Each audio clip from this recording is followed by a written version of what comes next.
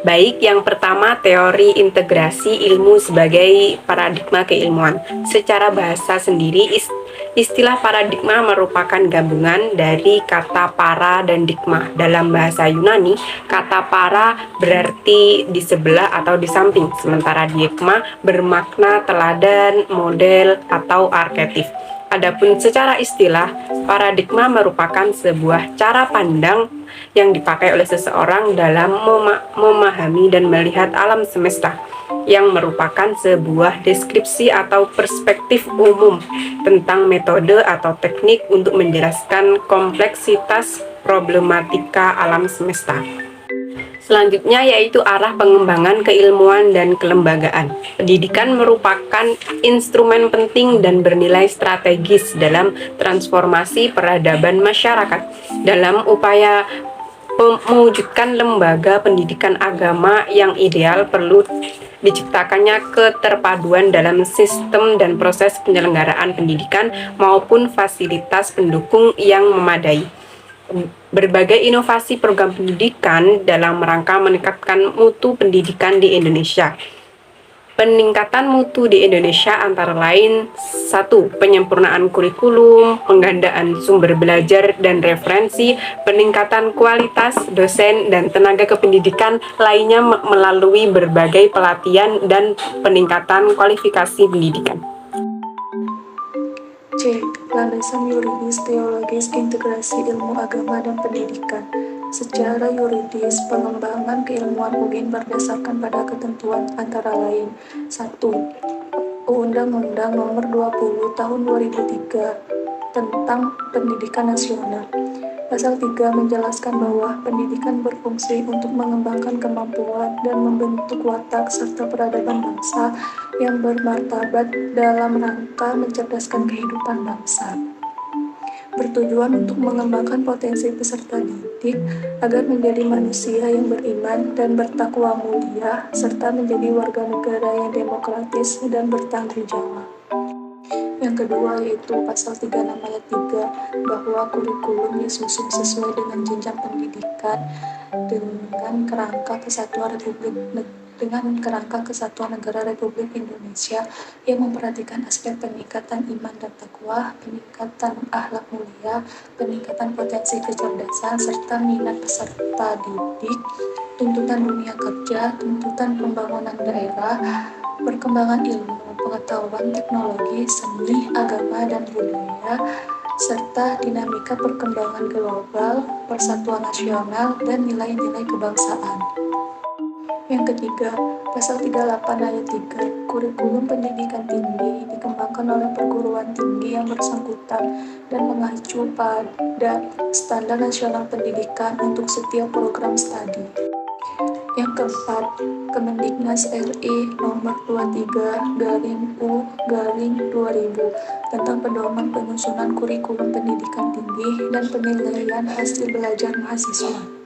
Kemendiknas memberi keleluasaan kepada pengelola pendidikan tinggi untuk mengembangkan kurikulum mereka sendiri. Pemerintah hanya memberikan rambu-rambu bagi pedoman pengembangannya.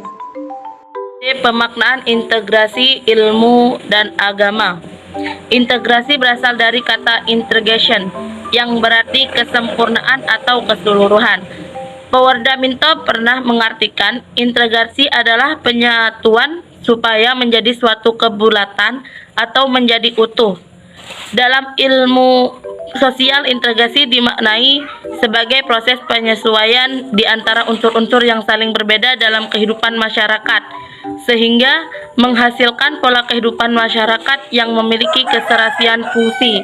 Integrasi dapat terbagi pada bidang politik, budaya, maupun pendidikan. Pemaknaan integrasi ilmu dan agama. Contoh-contoh integrasi ilmu dan agama: 1. Lembaga pendidikan Islam mulai madrasah ibtidaiyah sampai perguruan tinggi agama Islam. Lembaga ini memang memberikan materi-materi ilmu keagamaan seperti tafsir, hadis, fikih, dan lainnya. Dapat pada waktu yang sama juga memberikan sebagai disiplin ilmu modern yang adopsi dari Barat. Maksudnya, mereka telah melakukan integrasi ilmu dan agama. Akan tetapi, integrasi yang dilakukan tersebut biasanya hanya sekedar memberikan ilmu agama dan umum. 2. Pesantren mahasiswa di pesantren juga melakukan integrasi para santri, yang mayoritas mahasiswa digembleng dengan norma-norma sosial dan norma keagamaan. Secara kelat mereka menemukan bekal pengetahuan umum di bangku kuliah dan mendapatkan modal moral keagamaan. Dari pesan ini, dengan demikian mereka diharapkan menjadi sarjana yang bermoral bagi dan utuh ketika terjun di masyarakat. F. Anjangan integrasi UINHAS Jember. Saat ini, YIN Jember sedang berproses menuju universitas, yakni dengan nama Universitas Islam Negeri Kiai Haji Ahmad Siddiq Jember atau UINHAS, yang mana upaya transformasi tersebut dilakukan untuk memenuhi kebutuhan masyarakat yang saat ini tidak hanya memerlukan keilmuan agama, tetapi juga keilmuan umum atau sains, ditambah lagi dengan kompleksitas kehidupan yang tidak lagi diselesaikan hanya dengan satu disiplin ilmu saja. Tentu YIN Jember tidak boleh gegabah apalagi latah, sebab perubahan status ini meniscayakan pengembangan dua keilmuan sekaligus secara integral di UINHAS Jember ke depan. 1. Ontologis. Pada level paradigmatik, filosofi ini ternyata telah menginspirasi para cendekia YIN Jember untuk mencanangkan paradigma integratif interkoneksi tauhidi sebagai cara pandang integrasi keilmuan di UINHAS Jember. 2. Epistemologis. Filosofi sumber mata air ini ternyata telah mengantarkan kaum cendekia YIN Jember untuk memilih integrasi sirkulir sebagai bentuk epistemologis integrasi keilmuannya.